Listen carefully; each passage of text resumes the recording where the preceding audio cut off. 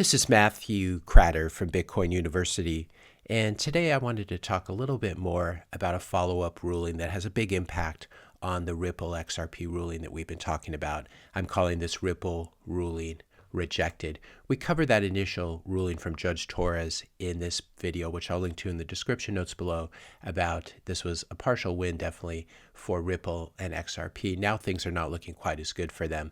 To summarize, what Judge Torres did in that previous ruling was say that sales of XRP, the cryptocurrency by Ripple, to wealthy, sophisticated institutional investors violated U.S. securities law, but sales of XRP by Ripple to dumb retail investors on crypto exchanges did not violate U.S. securities law. This really made no sense, and so I was happy to see that Judge Rakoff, who's in the same district court as Judge Torres, completely threw this out in his decision whether to allow some of this apply to the SEC's case against Do Kwon and Terraform Labs. You can see here he slammed the Ripple decision. And what the judge said, what Judge Rakoff said, is this, quote, it may also be mentioned that the court declines to draw a distinction between these coins based on their manner of sale, such that coins sold directly to institutional investors are considered securities, and those sold through secondary market transactions to retail investors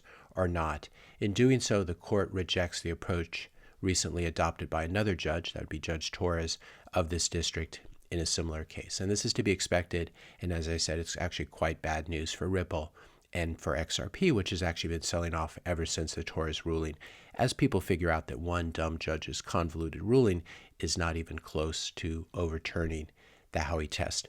If you're enjoying this video so far, I'd ask you to just help out the channel by hitting that subscribe button, hit the like button, leave a comment as well. So this is the performance of XRP versus Bitcoin since that initial spike in the wake of Judge Torres' ruling. We can see that Bitcoin's down about 8% and XRP massively underperforming, down 23% as the markets digest these new rulings and realize that an SEC appeal is imminent. A lot of the XRP army was saying they would never appeal, but of course they're going to appeal and they're going to keep winning.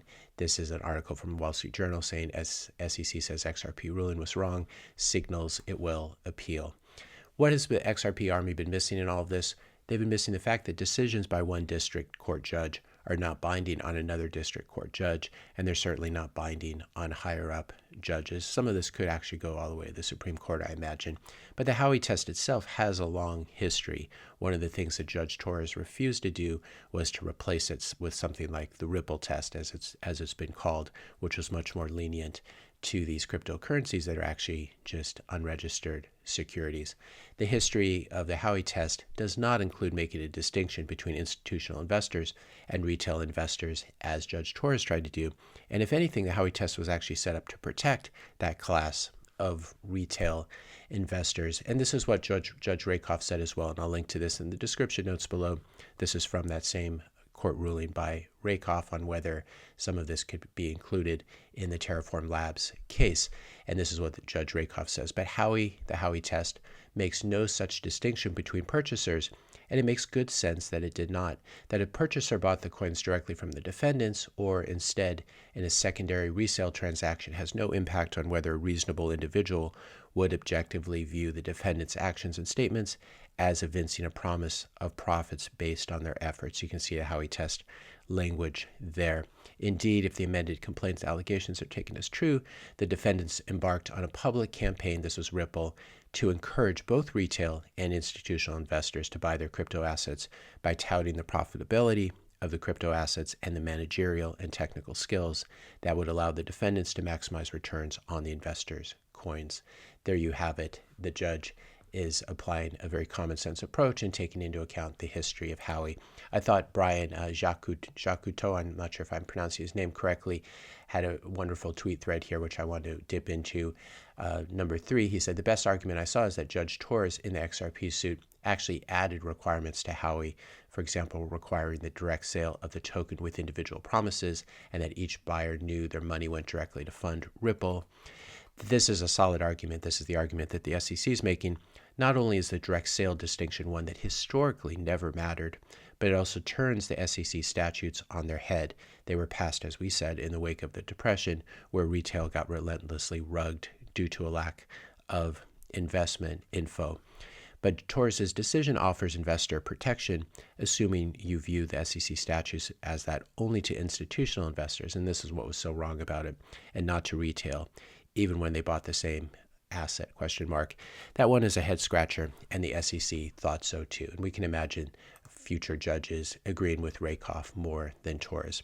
So what comes next? Certainly an SEC appeal in the Ripple case. Also many more rulings as all these different cases make their way through the courts. Many more rulings from many different judges about crypto and the Howey Test. Crypto will continue to get slaughtered by Howie. It's not going away anytime soon.